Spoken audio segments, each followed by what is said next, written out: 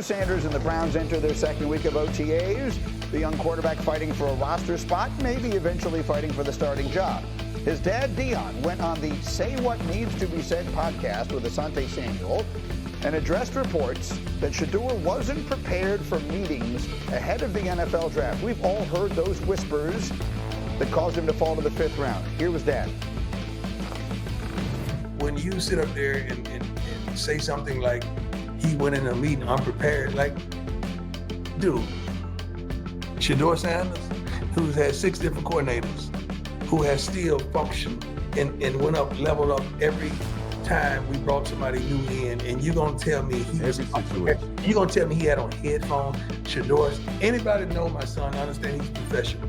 Like, he's gonna go into me with headphones on, like, y'all come on, man. It's a really complicated issue because like that edge that Tom Brady had, it gave them that edge that you had. It gave them the edge that you have. Folks said we weren't going to be nothing, but we had to prove that. It gave them that edge that needed, both of them. When you sit up there and say something like he went into the meetings unprepared, like, dude, Shedeur Sanders, who has had 6 different offensive coordinators, who has still functioned at a level every time we brought somebody in new, and you're going to tell me he was unprepared? You're going to tell me he had on headphones? Anybody that knows my son to understand he's professional. He's going to go into the meeting with the headphones on, y'all. Come on now. Listen, I knew it was bull drive. I knew they were shucking and driving when they said it, when the report came out. Because when you go into a meeting like that with execs, with the higher level folks at an organization, you go in there a certain way. You ain't gonna have your earphones on. Yeah. You're gonna be prepared. You know, your coach and your father has already prepared you for that moment anyway. So what are we talking about? You know what I bet they did, Ocho? He probably had the headphones around his neck, and they told me he had them on. I bet you that's Absolutely. what they did. But you know they're gonna change it up when they come out. You know the story gonna come out, pretend like he had them on. Just said, you know what, guys? On our draft board, we didn't have him rated that high. We moved on. But to try to diminish the man, to try to come up with every excuse, like he's unprofessional, like he had, you know, his braggadocious. What? And look, who cares? Y'all know they probably critiqued him a lot harder than they did. Of course they did. Yeah, absolutely. Yeah. Of course. Hey, and all I know is somebody threw those 4,000 yards. All I knew is somebody had those 34, 35, 30, however many touchdowns he threw for. Somebody did that. Somebody inherited a 1-11 or 1-10 team, and within 2 years, they had won 9 games and they were in a bowl game. All I know, he was the quarterback. I know Jackson State was better with it than they were before he got there. CU was better with it than they were before he got there. Now, if he doesn't fit your program, Ocho, if somebody doesn't fit your program or doesn't fit you, it's okay.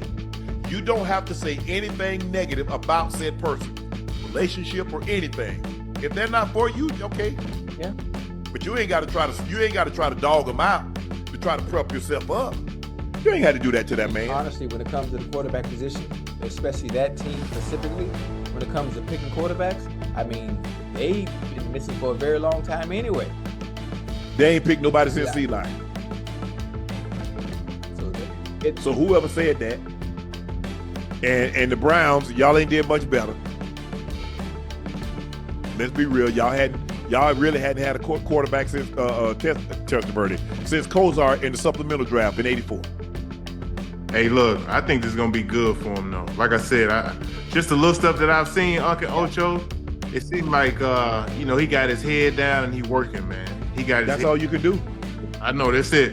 And I think that's a good thing for him. I'm pretty sure he hears the whispers, but he keep his head down and keep working, man. Good things gonna happen for him because the talent is there. It's oozing out of him. So, man, just keep going, bro. Anybody that's gone through adversity understands this. Ocho, I was 7th round draft pick. They said I was gonna go somewhere between round 1 and 3. And I looked at all them guys that went before me and a lot of guys that I had played with in the bowl game. I went to the West Shrine game. I was one of the few Division 2 guys that went to a bowl. I went to the blue-gray game. Back then, they used to have a blue-gray game, Ocho, that played on Christmas Day. I was the only Division 2 guy, if I'm not mistaken, black college guy in that one. It was in Montgomery, Alabama. cold. Then I go to the East-West Shrine game. I really wanted to play the East-West Shrine game because my brother played in that game, and not a whole lot of brothers combination played in bowl game.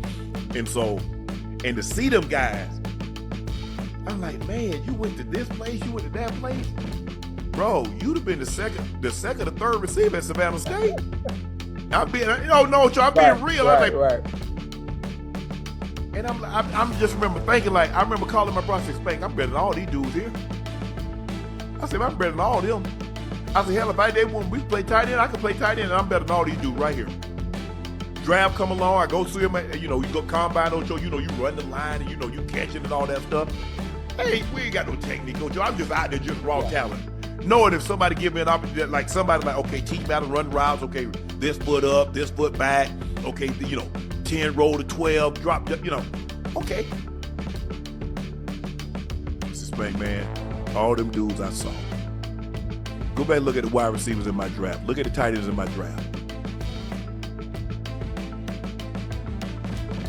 And every time I played against them, Work. Oh yeah, for sure. They needed to know. Oh, y'all got a little extra dollars, but y'all ain't gonna make money as long as me. Right. Cause y'all about to be up out of here. So hopefully Shedeur, like I said, there's immense pressure because of his last name is Dad. I came in 2 years after my brother. My brother was the first team out. When I got drafted, my brother was first team all pro that year. He led the league in catches and yards. Catches and touchdowns. No, yards. He led the league in catches and yards. So, why he go to Savannah State? Man, why he ain't no high draft pick? Don't worry about that. You about to see. So, but I just don't y'all ain't got to lie on the man. If you don't want something, Ocho, let's just say, okay, you go to a restaurant. Okay. You ain't gotta if you don't like what they have, you ain't gotta say the restaurant bad without trying it. Just say what they didn't have anything on the menu that I liked. Cool. Man, it was dirty, the service was this, and man, the waitress, she gave me your attitude. I asked for some water, this, and she kissing her teeth. Come on, you ain't got to do all that. Man, they really have anything on the menu that I like, so, but hey, okay, cool, move it along. But to try to do this to the man, come on now. I know one thing, this was a blessing in disguise. So you and I both said it ain't how high you go, it's where you go. What you do when you get And what you do when you get there. Hello. That's it. But look, his dad is prepared him for this. Guess what? He's been Deion Sanders' son as long as he hadn't been. He hadn't been anything but that. So the criticism has always been there. Which is why he's gonna be all right. He's been dealing with adversity and obstacles for a long time.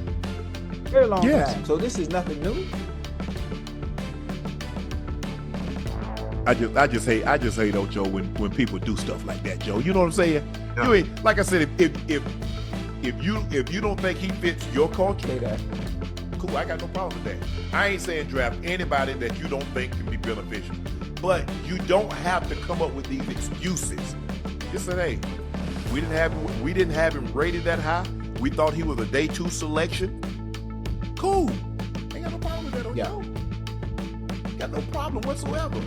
But it's the arrogance and the brashness and the jewelry. Guys have NIL deals. Guys making $3, $4, $5 million now. Ain't nobody broke like we was when we came out of school. It's a lot different. Hell yeah. But they gonna criticize and scrutinize to the highest, man. Yeah, I mean, what are you making $4, $5 million in NIL money? So yeah, he gonna have a color, and he gonna have a Lambo or whatever else he had out there. Hell, I went to school. I said he had a pickup truck. You had a pickup truck? I had a pickup, a custom deluxe. Hey, I had a Acura Integra, a little hatchback. Yeah, see.